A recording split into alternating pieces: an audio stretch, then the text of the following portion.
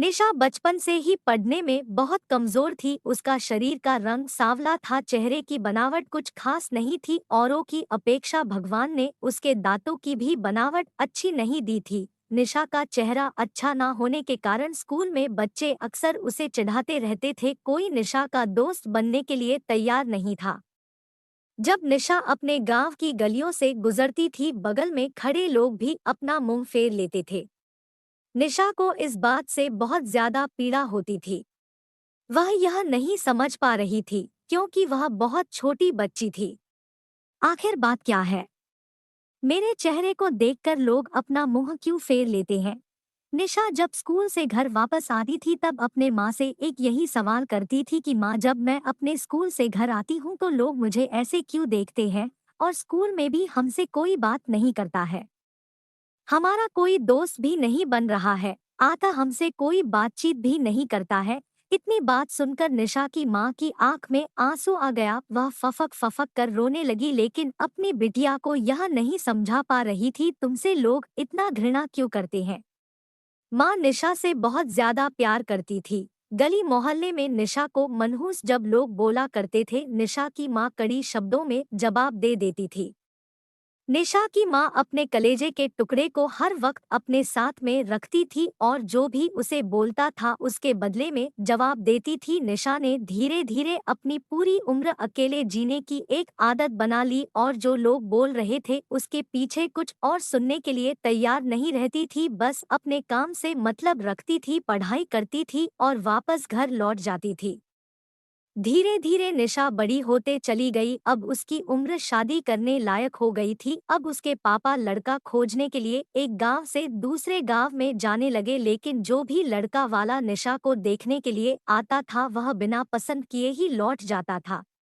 ऐसे बहुत बार हुआ। अब बहुत दिक्कत होने लगी निशा को शादी करने में। निशा के पापा भी थक चुके थे लड़का खोजते खोजते। ऐसा कोई गांव नहीं था जिस गांव में निशा के पिता लड़का खोजने के लिए नहीं गए थे। अब निशा के पापा ने भी गुस्से में आकर निशा को मनहूस बोलना चालू कर दिया। लेकिन माँ तो ऐसी थी जो सभी लोगों को समझाती थी और निशा के बारे में भला बुरा कहने वालों को सबक सिखाती थी। भगवान ने भी निशा के साथ बहुत ही क्रूरता मजाक किए थे। शरीर के बनावट ऐसे बना दी थी जिसे देखकर कोई भी लड़के वाला पसंद ही नहीं करता था। निशा भी इस बात को लेकर चिंता कर रही थी कि पापा हमारे लिए इतना दूर दूर तक जाते हैं लड़का देखने के लिए, लेकिन हमें कोई भी लड़का पसंद नहीं करता है। निशा अपने कामों में ज्यादा व्यस्त रहती थी। वह खाना बनाने में बहुत ज्यादा समय देती थी। निशा को खाना बनाने में बहुत ज्यादा मजा आता था। निशा ने बहुत सारे खाना बनाने की रेसिपी के बारे में जानकारी हासिल कर ली थी। इसके लिए उसने किताबें, रेडियो, टीवी चैनल पर वीडियो देख ली थी। निशा के द्वारा बनाया गया खाना बहुत स्वादिष्ट और टेस्टी होता था। निशा की तारीफ उसके चेहरे से कोई नहीं करता था, लेकिन उनकी खाना बनाने का जो तरीका था, उनके खाना में जो टेस्ट था, उसकी हर कोई तारीफ करता था। खाना बनाने में निशा के जितने भी आजू बाजू की औरतें थीं, उन सभी औरतों में बहुत ज्यादा फेमस हो गई थी। जिस औरत को लगता था कि आज कुछ नया खाना बनाना है, तो वह औरत निशा के पास में आकर जानकारी लेती थी। बहुत सारे औरत यह भी सोचती थी कि निशा के द्वारा बनाए गए खाना को हम सीख लें, लेकिन यह उन सभी के बस की बात नहीं था। निशा के हाथ में ऐसा टाइमिंग जादू था जो निशा की इस कला को कोई सीख नहीं पाया। निशा का जीवन और उसका लाइफ चक्र उतार चढ़ाव में कटता रहता था। माता पिता और रिश्तेदार बहुत कोशिश कर रहे थे कि निशा की कहीं ना कहीं शादी हो जाए। बहुत कोशिश के बाद माँ पापा ने एक लड़के वाले को मना लिया था। वे सब निशा को देखने के लिए घर पर आने वाले थे। निशा को इस बात की खबर लग जाती है कि हमारी शादी होने वाली है। निशा दुखी हो जाती है और गुस्सा करने लगती है, और निशा रोती हुई कहने लगती है कि आप सब इतना सारे लड़के वालों को देखने के लिए बुलाते हो, लेकिन कोई हमें पसंद नहीं करता है, और जो भी आता है हमारा मजाक बनाकर चला जाता है। आप सबकी बदनामी होती है। गांव वाले बोलते हैं कि लड़के वाले देखने आए थे और निशा को पसंद नहीं किया। इस मनहूस की कहीं शादी पक्की ही नहीं हो रही है। निशा की मां ने निशा को समझाया कि शादी में अक्सर ऐसा होते रहता है। हर कोई किसी को पसंद नहीं होता है। जिसे तुम पसंद आ जाओगी तो तुमसे जरूर शादी कर लेगा। तुम अपना ख्याल रखो, तुम अपने आप पर ध्यान दो। कौन तुम्हें पसंद करेगा या नहीं करेगा यह तुम उनके पर छोड़ दो। अगले दिन लड़के वाले निशा को देखने आने वाले थे, लेकिन निशा उसी दिन सुबह में ही सच संवर कर कहीं निकल गई थी। लड़के वाले घर पर आते हैं, लेकिन मम्मी पापा को नहीं पता था कि निशा कहाँ गई है। जब लड़की देखने की बारी आती है तो निशा घर में नहीं थी।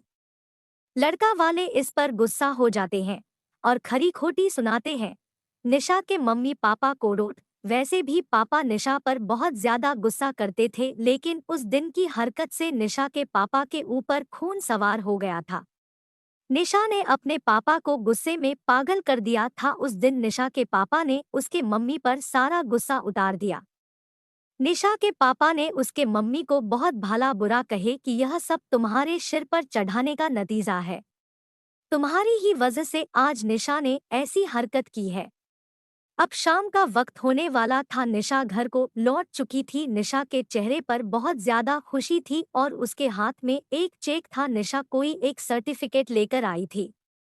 निशा ने अपने उपलब्धि के बारे में अपनी मम्मी से कुछ बोलने वाली ही थी कि इसी बीच निशा की मम्मी ने उसको खरी खोटी सुनाना शुरू कर दिया।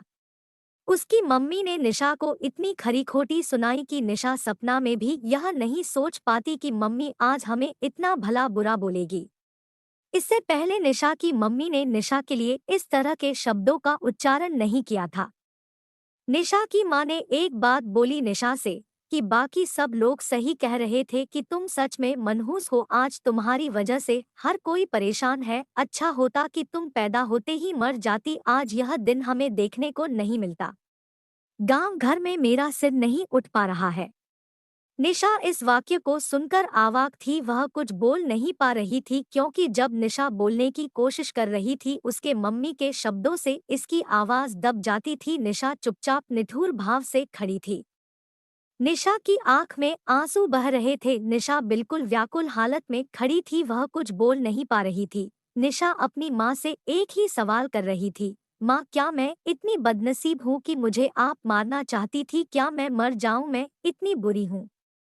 आप मुझे मारना चाहती है? मैंने ऐसी क्या गलती कर दी है? निशा के द्वारा बोला गया एक भी बात का असर उसके मम्मी पर नहीं हुआ। निशा की मम्मी काम कर रही थी और गुस्से में निशा के ऊपर अनेकों बात का प्रहार कर रही थी। निशा निठुर भाव से अपनी मम्मी की ओर देख रही थी और उसकी बातों को सुन रही थी। आंख से आंसू बह रहे थे, लेकिन निशा चुपचाप खड़ी रही। निशा एक ही सवाल कर रही थी, माँ क्या आप मुझे मारना चाहते हो? गुस्से में मम्मी ने भी बोल दी हाँ। निशा बिना एक पल बिताए ही सीधा अपने कमरे में जाकर दरवाजा बंद कर लेती है। 1-2 मिनट के बाद मम्मी का गुस्सा शांत होता है। तब निशा की मम्मी को अपनी गलती का एहसास होता है। उसके मम्मी निशा के रूम के तरफ गई और दरवाजा खोलने के लिए बोली, लेकिन निशा ने अपने रूम को अंदर से बंद कर लिया था।